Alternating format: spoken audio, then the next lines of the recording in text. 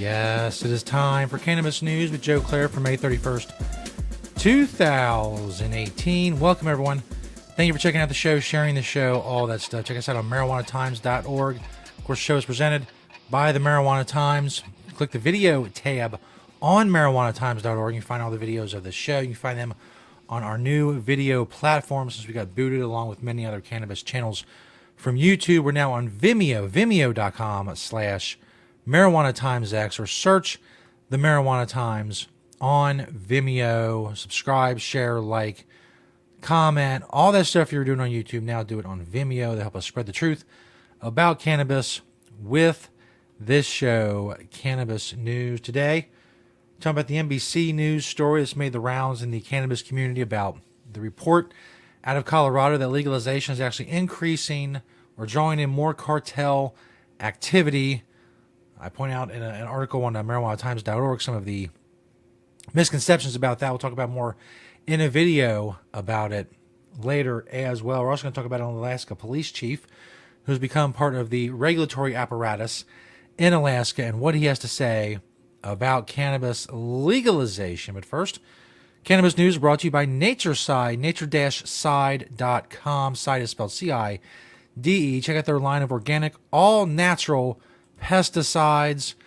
You want to be regulatory compliant. You don't want to use harmful chemicals. You want to grow safe and poison-free in the state where you are growing. It's important you have organic, all-natural pesticides and to take advantage of the expertise of the folks at NatureSide, nature-side.com. You can find it linked in the description of this video. As always, as I said, the first story talking about today is a story I wrote over at marijuanatimes.org. That's linked in the description as well. Is marijuana legalization helping criminal cartels? Now, as I said, NBC News posted this story earlier this week, a report about how legalization was helping cartels, helping provide cover for cartels in Colorado. And I'm not going to go through, you can read this article, obviously. I'm not going to go through point by point because I'm going to make a lot of these points coming up in this video we have for you from Fox News. Laura Ingraham apparently had a sheriff from Colorado. Laura Ingram's against legalization. The sheriff's against legalization. They make a lot of really dumb, ignorant, easily refutable points in the video. So I thought it'd be more fun to make a lot of the points that I plan on making with the video. I kind of sometimes I work better with props or things of that nature. I need more props. That's what's missing from this show. I need more props. So we'll talk about that coming up. I will point out something I pointed out in the article, which is there are two important things to remember about the issue of legalization and how it affects the black market. First, nobody who's ever advocated for the legalization of marijuana or the end of prohibition of marijuana has said that it's going to eliminate the black market. There's always going to be a black market. Alcohol is legal, but people still make moonshine in the hills of Kentucky. People still sell black market cigarettes in places especially where taxes are too high and cigarettes are too expensive. There's always going to be a black market. How much you undercut it is completely related to how much the price of legal marijuana is below the price of black market marijuana. It's simple supply and demand. It's a simple market issue. Also, that's the second point that I made. The key to undercutting the black market in marijuana is fostering an environment where the price of marijuana can experience a massive drop. The end of prohibition is not magic. It's not going to eliminate the black market. There's a lot of advantages the black market have, as I point out in the article. A familiarity with your dude, the person you know. You know they got the good stuff, the good ish, as the kids say. So you trust them. Their price is okay. Their quality is okay. It's comparable to the new legal shop that opened down the street. And obviously, as they point out in this video we're going to play here in a few minutes, they even point out, well, they contradict themselves many times in the video, which just makes it so maddening to watch. But like I said, we'll go through it all here in a few minutes. There's so much with this issue. There's so much the straw man argument, like I said, that the black market is supposed to be eliminated, and the notion that the black market is like a new thing. But the only thing that's going to undercut the black market is price. Nothing else. Prohibition doesn't work. Legal marijuana that's much more expensive, that's even more expensive than black market marijuana, that's not going to work either. It's not going to work to undercut the market. So we'll get to that video in a moment from the Laura Ingraham show on Fox News. And as I said, you can go check out my article. It's linked in the description of the video over marijuanatimes.org. Alaska police chief said the war on weed is a waste of time. Hear, hear. Police chief recently named to the board that regulates Alaska's legal marijuana industry said the fight that has long been waged against pot in this country has been, quote, a waste of time and a waste of law enforcement resources. Indeed.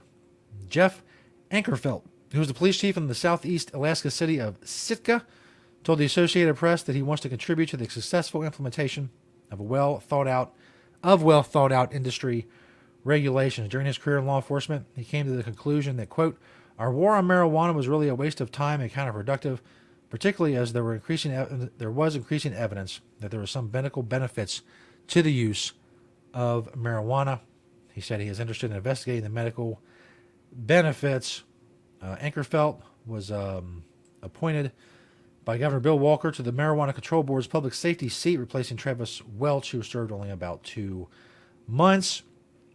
So a police chief who thinks the war on weed is a waste of time is now part of the Marijuana Control Board's public safety committee in Alaska, which is a good thing. Someone who's not only seen the front lines and the failures of the drug war, but is now in a position to use that to actually go in an opposite direction than most law enforcement wants to go away from prohibition and towards legalization and regulation and all of that. So that's good news out of Alaska. Now, back to the NBC News story, which is referenced here in this story from the Ingram Angle on Fox News, about how cartels are using legalization as a cover for their nefarious cartel activities. And I will pause this throughout for the pertinent commentary in the places perfectly selected for the pertinent commentary to happen. Here we go. From Fox News, the Ingram Angle. We told you last night about a shocking report that found laws legalizing marijuana have not driven organized crime out of the pot trade. Again, no one ever said they would. Never, ever, ever said cartels, especially this early in the whole process. No one ever said that cartels would be driven out of the pot trade. So there's problem number one, 10 seconds into the video. Just the opposite. They've created a huge gold rush for foreign drug cartels. They've created a huge gold rush for foreign drug cartels. I read this NBC News article. I read an entire article about it on marijuanatimes.org. Nowhere is there any evidence there has been an increase of cartel activity in the United States in states where it's legalized. No quantifiable evidence whatsoever. Continue. Our guest, Mason Vert of the Marijuana Policy Project, disagreed. Here's the 10 seconds they give to the pro-marijuana side before going into 3.5 minutes of opposition, which means it's a good thing that I'm here. In states like Colorado and Washington and California, what we're seeing is that the demand amongst the population in those states is being met by a new legal market where the product is being controlled, it's being grown and sold by licensed businesses. That statement really irked Sheriff Bill Elder. Really irked the sheriff. All of it's true. There is a legal market now in Colorado that's regulated and taxed. That's all very true, and it is meeting some demand because obviously people are buying marijuana. You know, there's hundreds of millions of dollars of, billions of dollars of sales at this point in Colorado alone. Obviously, it's meeting some sort of demand, so it's all a true statement. This guy, he doesn't like that. Of El Paso County in Colorado, and he joins us now from Denver. Sheriff, you're on the front lines. You see the results of pot legalization. I have been a staunch critic of this move to legalize drugs for years now. You see the money in it. It is huge money for corporations. Lobbyists are swarming all over Washington. I want to play for you what Chuck Schumer said about this. Let's watch. Let's do. I studied the issue, and we've now had some evidence. State of Washington, other states, where it has done lots of good and no harm. Justice Brandeis said, let the states be laboratories. Now we've had a few states, we've had a few laboratories. The experiment's been a success. Let's nationalize it.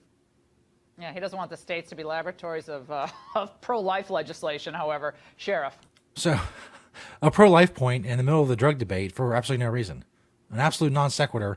A minute 31 in, still no evidence whatsoever that marijuana legalization has been a problem in Colorado, much the same way that the NBC story really provides no evidence that there's some kind of a gold rush for cartels in growing marijuana in Colorado. But let's continue. Well, you know, it has been a grand experiment, hasn't it? We have taken Colorado and we've opened the floodgates, and now we've got black market marijuana everywhere. Now we've got black market marijuana everywhere. This implies, obviously, that this is a new thing, and he's implying this because of legalization. We now have black market marijuana everywhere. Holy crap. When is there a time in your lifetime, you're watching this, I'm 38 years old, there's never been a time in my life that black market marijuana hasn't been everywhere. It's everywhere. But the fact is that any people buying it legally are not buying it illegally. Anyone who buys a bag of marijuana from a legal dispensary or a legal recreational shop is not buying it on the black market. You think they're going to the dispensary and buying one and then going down to their dealer and buying another? Is that what all these customers are doing? Obviously, some of the demand is being siphoned off into the legal market. As I said, it depends a lot on taxes, regulations, price. It all depends on price. And of course, as they bring up here soon and contradict their own point about the fact that many states don't have legalization and they are sucking marijuana out of Colorado where it can be grown. It can be grown and then sold for more in other states. Let's continue with this guy who thinks that this Bill Elder, now there's black market marijuana everywhere. I don't know where it came from. It's amazing. It's amazing. It wasn't until January of 2014 that black market marijuana was everywhere in Colorado. And it was said yesterday that, oh, well, the only reason this is happening, Sheriff Elder, is because all the other states still have a need for the pot. Right. And you can sell it for more in those states because of prohibition and inflated prices. Watch their attempt in the next 30 seconds to try to knock down this notion, but instead they prop it up. You can't buy it in all the other states where it's not legal. And once it's legalized nationally, then the price will drop, undercutting the cartels and driving the cartels out of the marijuana business. Yes, I said that in my article. Thank you, Laura Ingram. The cartels. She doesn't believe that, so she tries to kill it. Will move out. Do you buy that argument? Not at all. Not at all.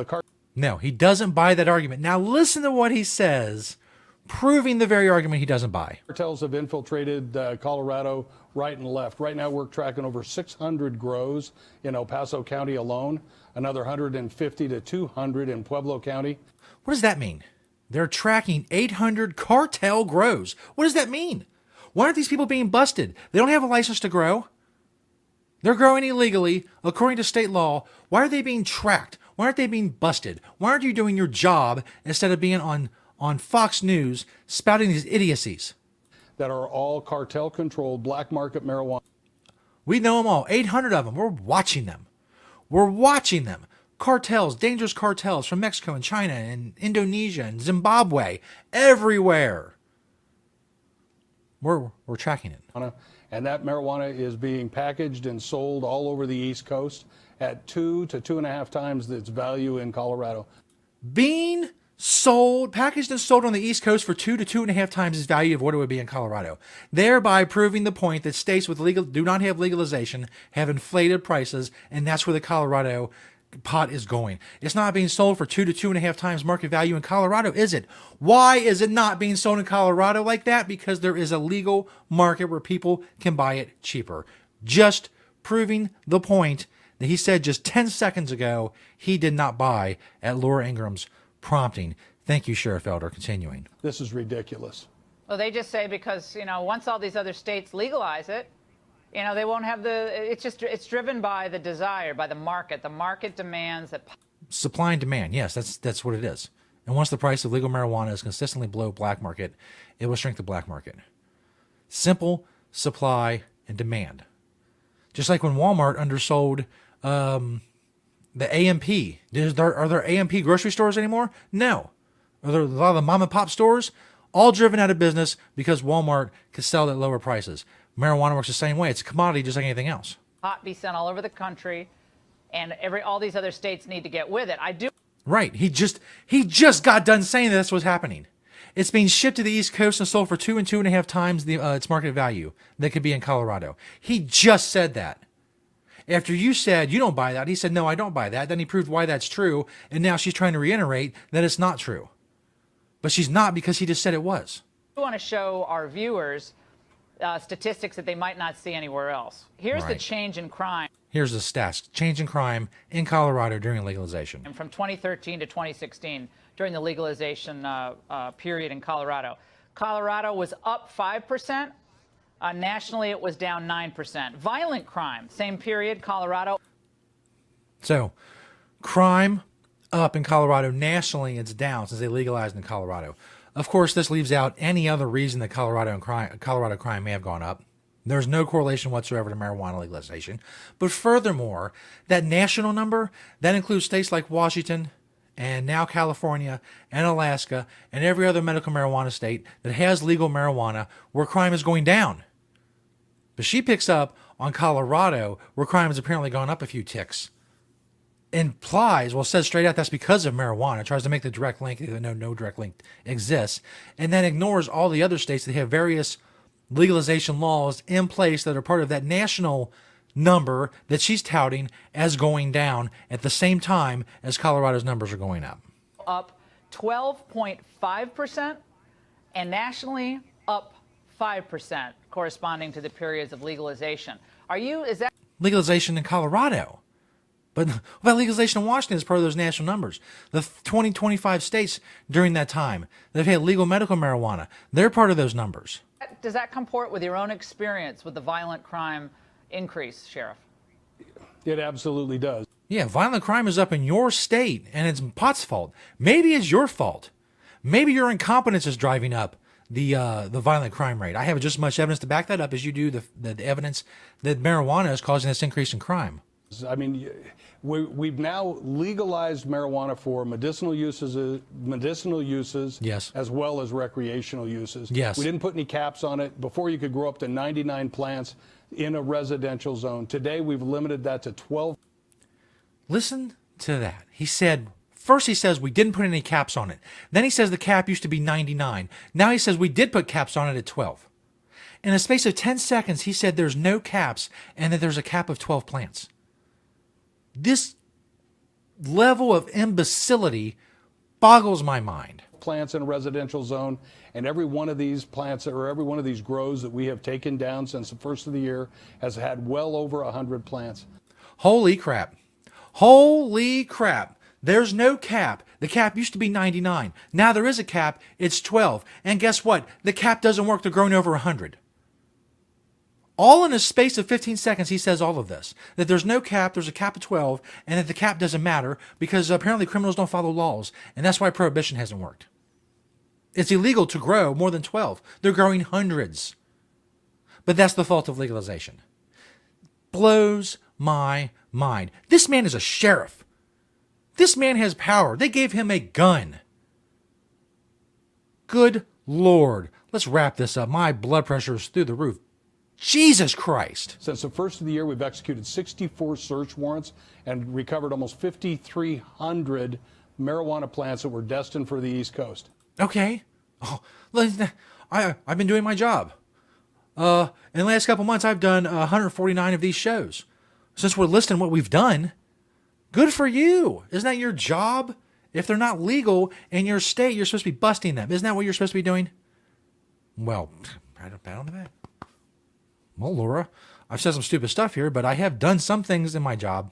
This is no longer an experiment. So this is Chinese, Mexican, and Cuban, a lot of the cartels, is that right? That's exactly right. And along with some Laotians in southern Colorado. Oh, Laotians. Those crazy Laotians. This is ridiculous. And a partridge and in our a pear governor. tree. I mean, what a nightmare. Exactly. This is a nightmare. This is a nightmare. She said nothing in over 4 minutes to back up that it's a nightmare. Nothing. This is about money, Sheriff. This is about huge money. The tobacco industry moving into the pot industry. Tobacco industry and moving into the pot industry. Apparently, we're off to the races. We're going to keep tabs on this, and we're going to keep in contact with you. Thank you so much. You do that. I'm going to keep tabs on your stupidity. It is fun, though. They just provide 4 minutes of content like that. It's really... That video allowed me to make all the points I made in the article and more. Amazing technology. Thank you, Laura Ingraham and dumb Sheriff Bill Elder. Your inconsistencies and your contradictions, often within seconds of each other. It was really amazing. It was fun. It was fun. Hopefully we can do more of it. Hopefully she has him on more. We can make this a regular segment, making fun of Laura Ingraham and Sheriff Elder from Colorado, who's really just doing a bang-up job out there. Thanks, everybody, for checking out Cannabis News. Thank you to nature-side.com for being a proud sponsor of the show. We got one more show tomorrow. Keep spreading the word, sharing the videos on marijuanatimes.org and on Vimeo, vimeo.com/marijuanatimesx. And, of course, search the Marijuana Times on Vimeo and search the Marijuana Times on Apple Podcasts as well for the audio-only version of the show. We'll see you next time on Cannabis News.